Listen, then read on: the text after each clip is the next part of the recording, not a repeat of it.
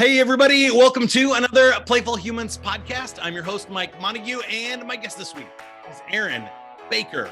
ErinMBaker.com is the website. Erin is a leadership and business coach, author of Joyful AF. I can't wait to hear more about that. The essential business strategy we're afraid to put first. And speaking my language, Erin. Erin has a PhD in social psychology, worked in UX at Facebook, and we have all kinds of fun stuff to talk about. And again, this is the Playful Humans podcast. So if you haven't hit subscribe or like already, do that and go to playfulhumans.com for more information on how you can rediscover the power of play in your life and career. Here we go.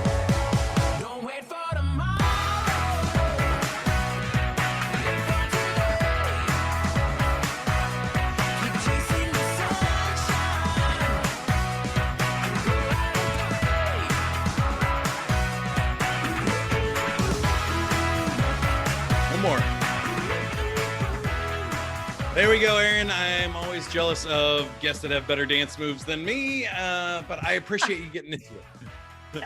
Yeah, it's good for a morning wake up. Yeah, we like to start with the joke of the week here to make sure we're in a good mood. This week, it's brought to you by antidepressants.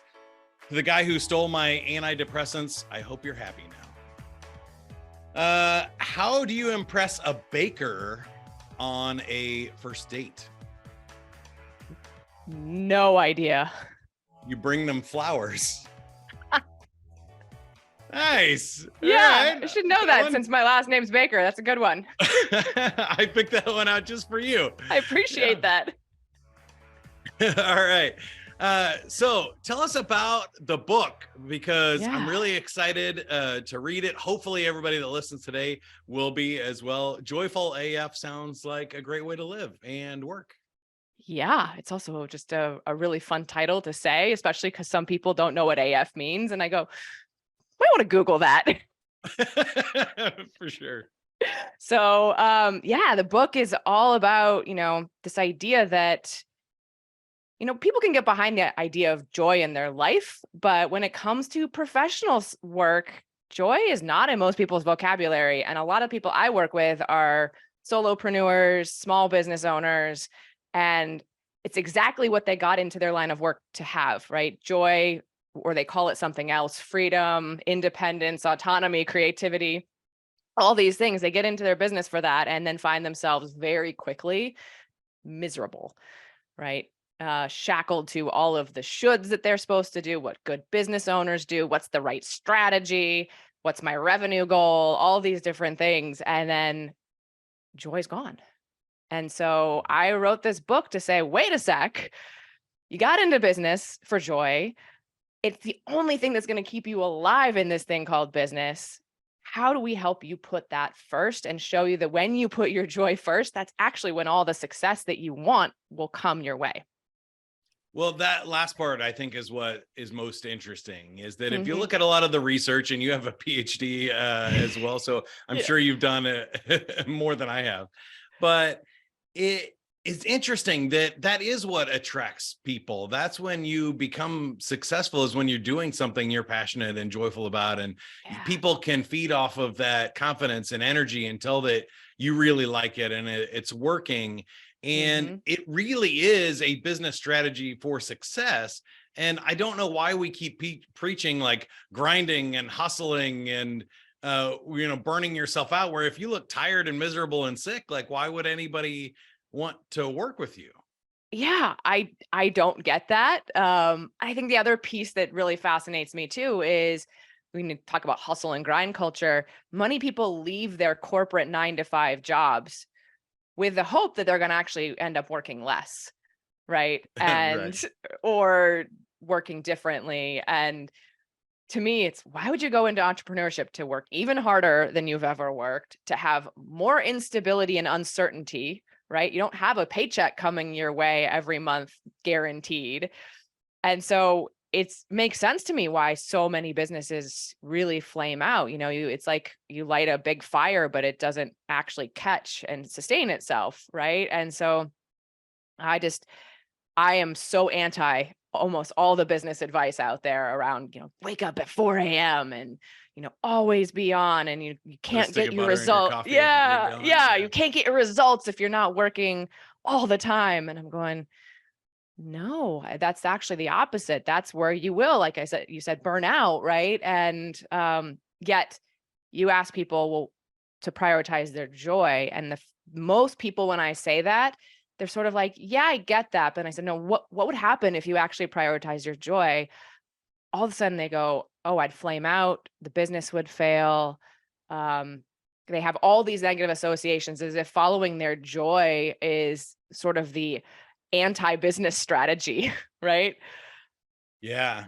I love that, because I always say people think play is the opposite of work, but sloth, sitting around doing nothing, is the opposite of work. If you just Right. if your joy is sitting on the couch watching Netflix, then maybe that won't pay Yeah. off. But if you're actually doing something you Yes. love and bringing value to the world, that will pay off. And I think Yeah. people confuse those two, of like, it can't be that easy and I can't actually get paid for doing what I love to do. Yeah. That would be like unfair somehow. Yeah. Right. Yeah. Well, and I want to dig into this idea that Netflix and sloth is not going to create success. So I posed this idea to a friend of mine around, what if you chase your joy and, success chases you? And her immediate reaction was, I'm going to be on the couch eating McDonald's, watching Netflix, being lazy.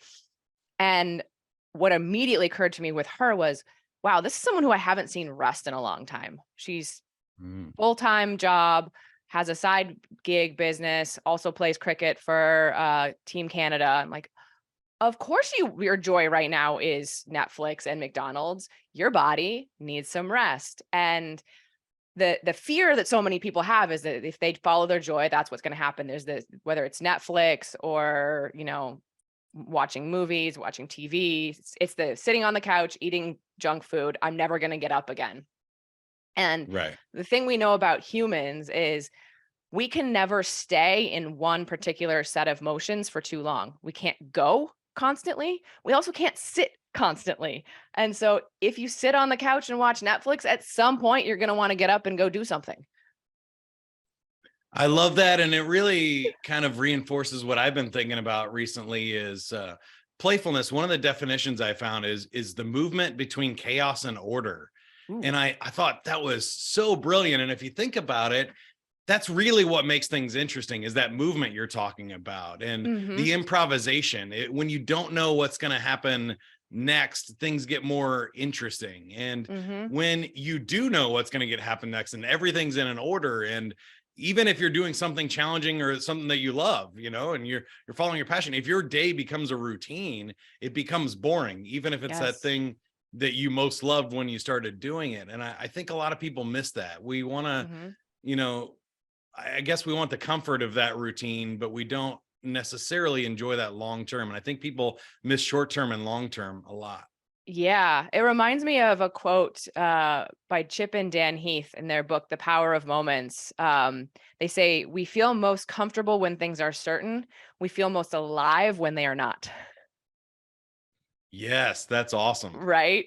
And so what we're doing in seeking predictability is basically trading comfort for aliveness. And I talk a lot in Joyful AF about courage being one of the foundational ingredients of joy. And it's a very similar idea. It's not the route and I schedule, but it's the setting goals that we think are pretty easy to get. So the most boring thing we can do in any sort of striving goal pursuit is set some goal and get there easily. Right. Yeah. And yet that's what we try to do. Right. We try to avoid the pain of failure at all costs. So we don't take risks. We don't stretch ourselves. And then we get the goal and we go, meh, there's no joy in that either. And so one of the big things I harp on with the people I work with is, how do we get you stepping more into courage? Because courage is, even though you feel the trepidation in the moment, courage is a source of joy. I think that's very profound. And I love what you said, that comfort, I think, is really the enemy here. Now, if you're in all chaos, that's not great either. No. You do need some comfort. And like you said, your friend that's working all the time, you do need to rest and you need some comfort, but it's that movement between the two. And I think the courage is an interesting word, because a lot of things that we want, I was talking with another stand-up comedian yesterday, and he said he had a guy come up after a show and say, "Oh, you're so courageous. I could never do that." And the guy who came up was a firefighter. He's like, okay, well, there's a difference between emotional courage and like actual physical courage to put yourself in harm's danger.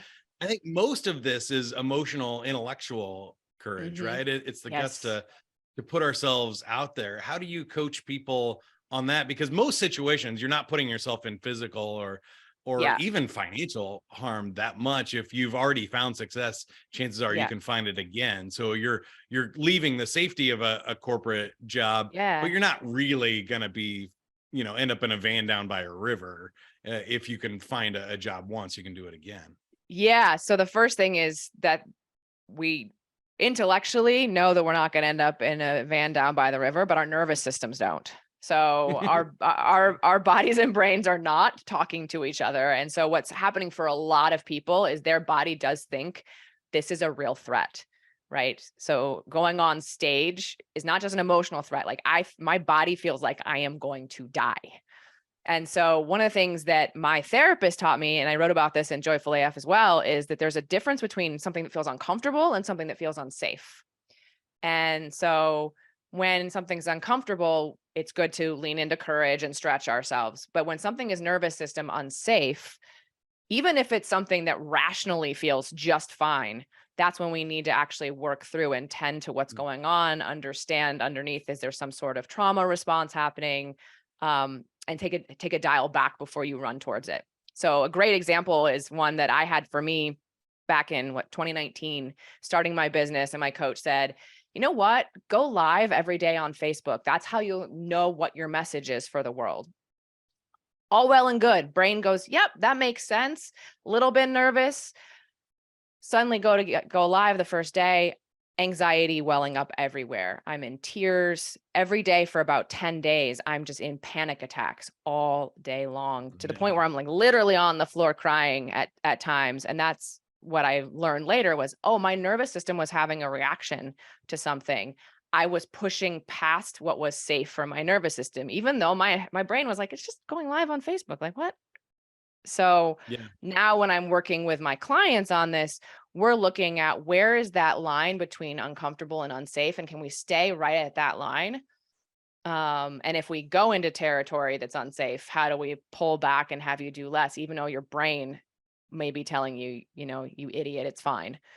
I love that, especially because I think it's so much that emotionally that we can equate to like our physical body as well. And I think people miss that. I think they confuse them a lot. And I equate it to training. I think courage and confidence is something you build up over time. And so if you've had no guts and you've just been following directions and doing what other people say for years or decades, that's like sitting on the couch for decades. If you try and go run a marathon and go live on Facebook or on a stage in front of 10,000 people, you're going to freak yourself out.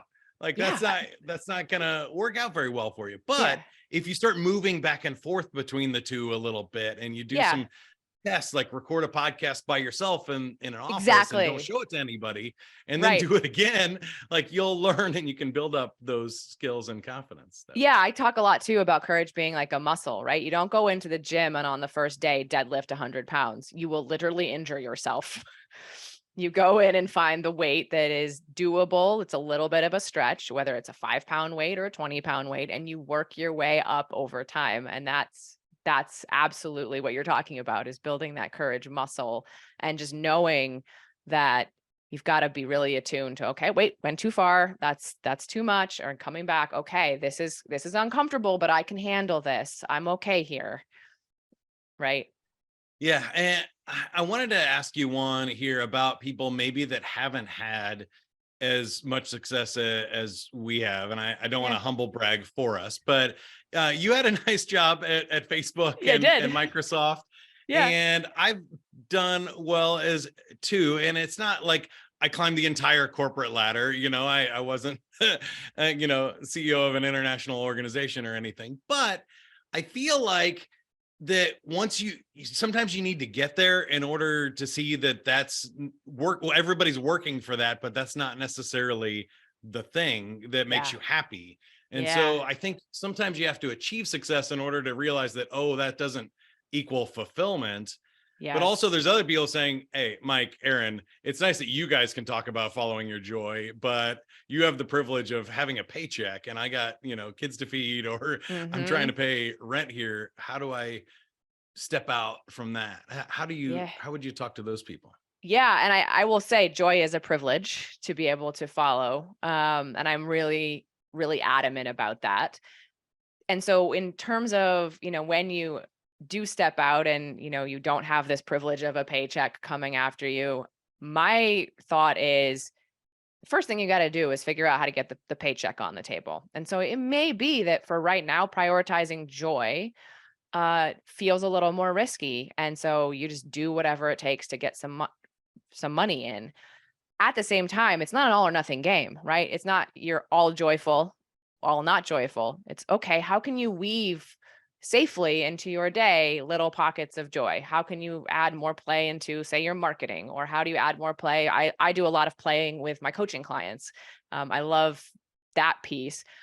And so being able to have those pockets of joy will fill up your joy tank. And then as you build up that reservoir of money, then you can start saying, okay, how can I make even more transitions towards joy? How can I test this like a scientist? Test this idea that joy will create money, right? Because when you're in corporate, you just get paid. And a lot of times you create success based on what someone else has told you.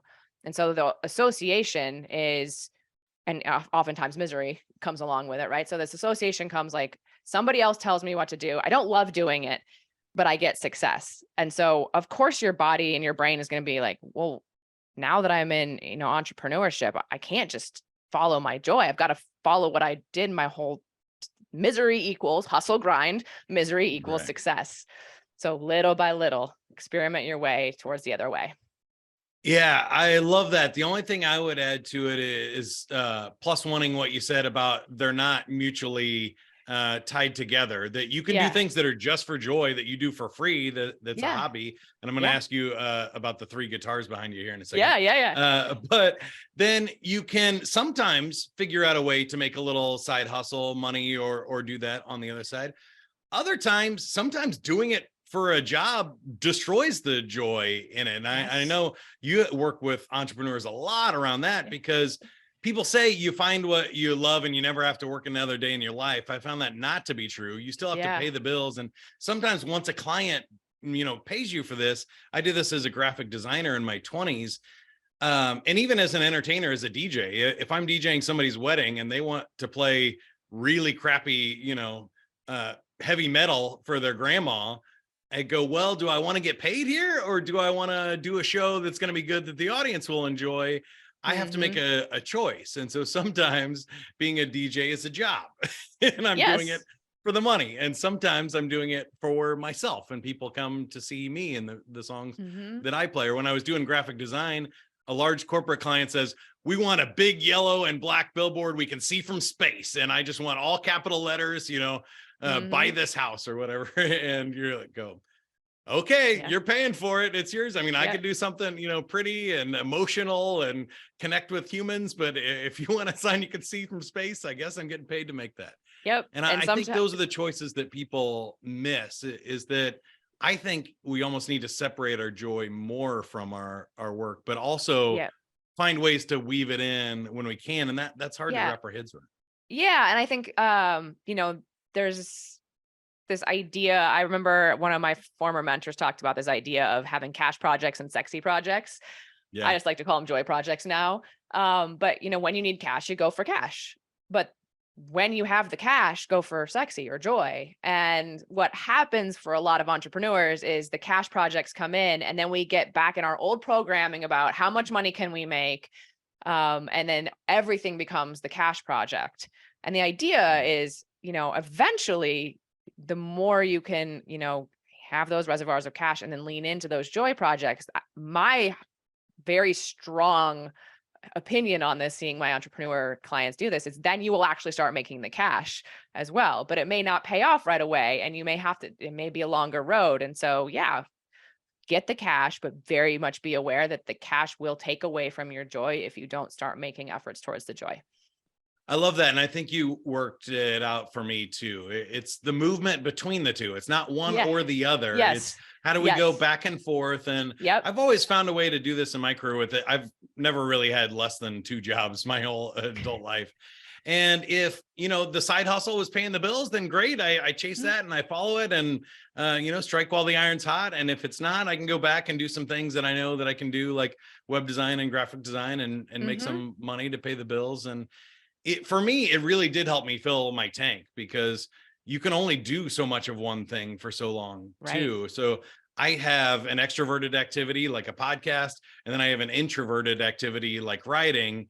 And when I can switch between the two, I can keep going and keep my energy fulfilled. But if I do one or the other, I get burnt out pretty fast. Yeah. And what you're speaking to is also something that's really important, is this idea that our energy ebbs and flows.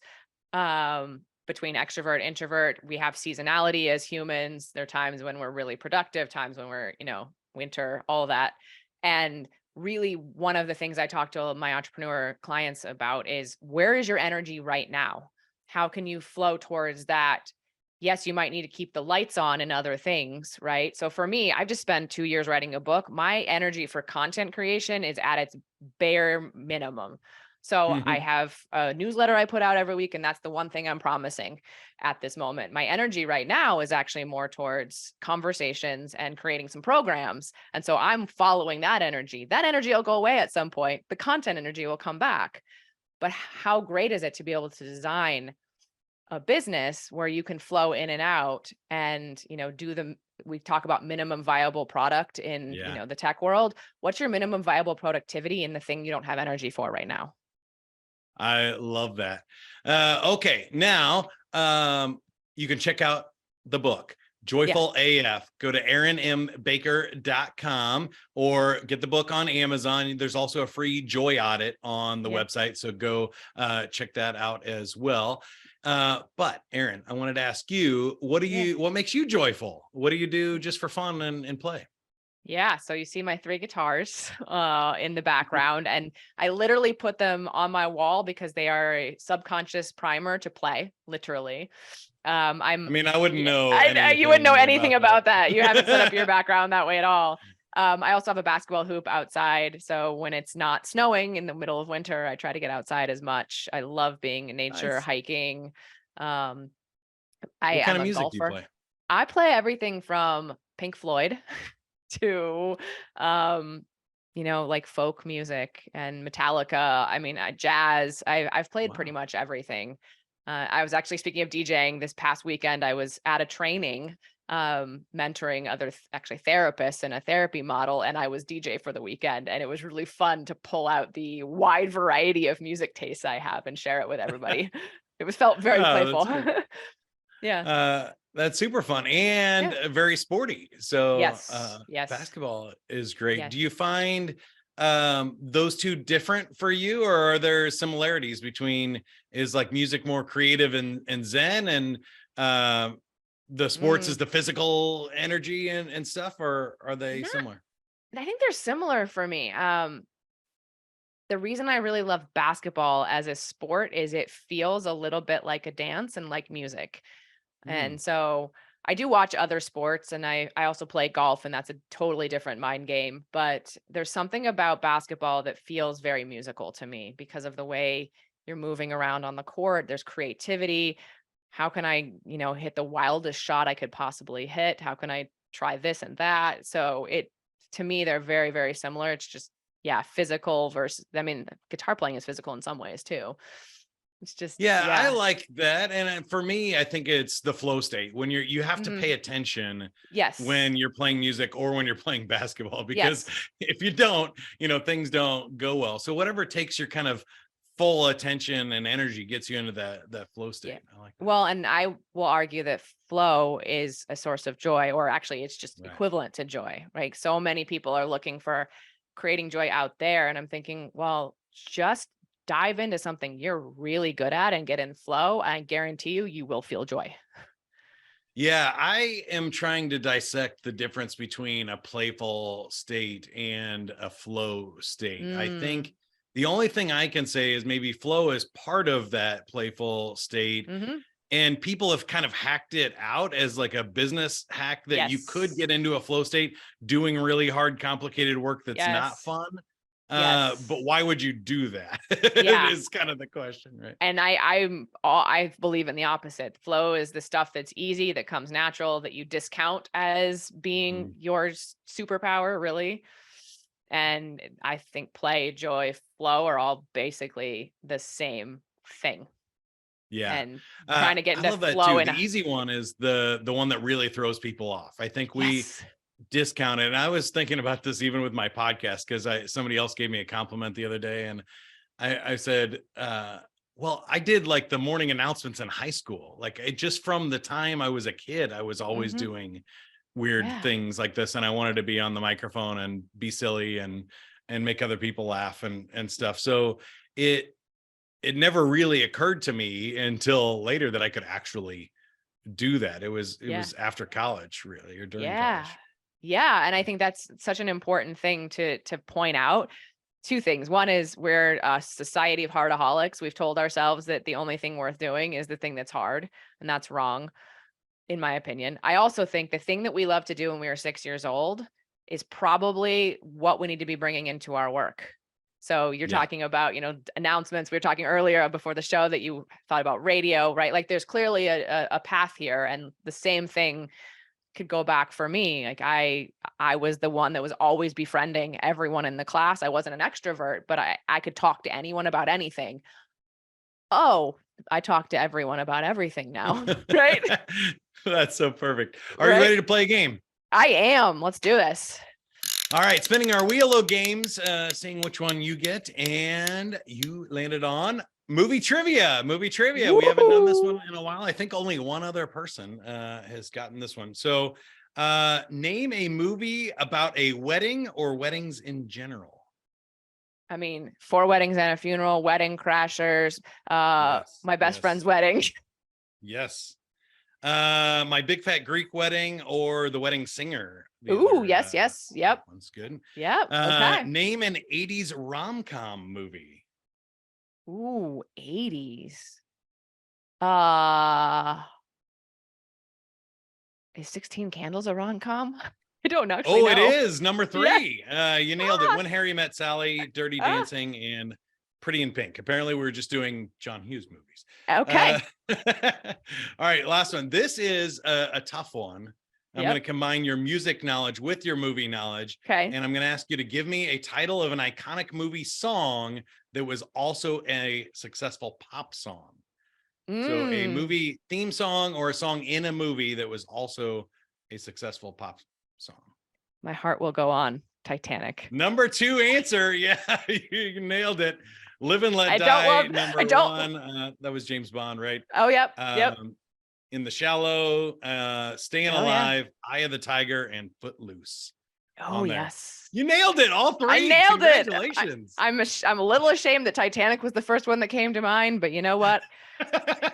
I was a teenager in the 90s. Everybody liked Titanic. Near, far. I saw the Bare Naked Ladies live one time, and they did like a medley of other people's songs. And so they did Sesame Street, and they like did the near, and then they ran away from the microphone. Oh my gosh. Far and near, far, and then they went into My Heart Will Go On. Near, far, wherever, and kept going. It was so awesome. That's amazing. One of my playful inspirations for sure. My best friends in high school loved them, so I have a soft spot. They are right back here as well if you're watching the YouTube video. But Erin, you win, which means the podcast is yours. How can we help you, or you help us? What would you like to share? Yeah, so obviously you've already just talked about the book. So if you're looking for joy in your work, go check out the book on Amazon. And I just want to tell everybody out there that joy is something you have access to at any moment. It's not something you have to chase through promotions, through revenue goals, through external things. You have your joy. It is very childlike. It's very playful. And the more you reconnect with it, I promise you, the more you will find yourself creating success beyond your wildest imagination. That's right. Go do it. Yeah.